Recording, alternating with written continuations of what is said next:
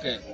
Ake sikubingelele sikwamukela hlelo lothola umlando kakhulu masithi khona ezingabhoqo well studio lapho khona siwe siphathela amacika akhahle abahlosile nanohlozo siphathela inkakha siphathela amagogo namhlanje ngikuphathela umfamcaphuna nkobeshisa uzoyazi ke lensizwa masikhuluma ngegoso masikhuluma ngebhombe lincane masikhuluma ngensizwa eligagu kakhulu emculweni kaMaskandi eshaya ingoma enenkosi phakathi izokuyithi ukuthi halamuzi ibingelela abantu ukuthi kahle kahle masikhuluma ngomfamcaphuna nkobeshisa siwe sikhuluma ngubani ake sikubingelele insizwa Angibingelele kuwena bese ngibingelela bona bonke abantu abangibukele njengamanje.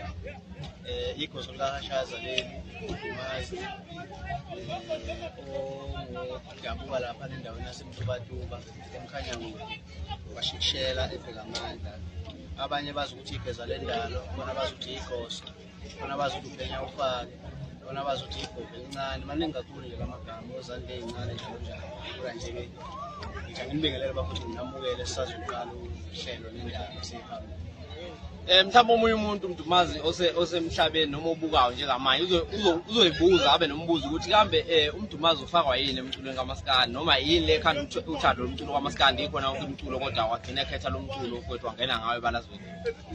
Kulokho mfethu ngathi lento iqale yaphila nje egazini ngoba iyona engithumayo kuleswa ngayo.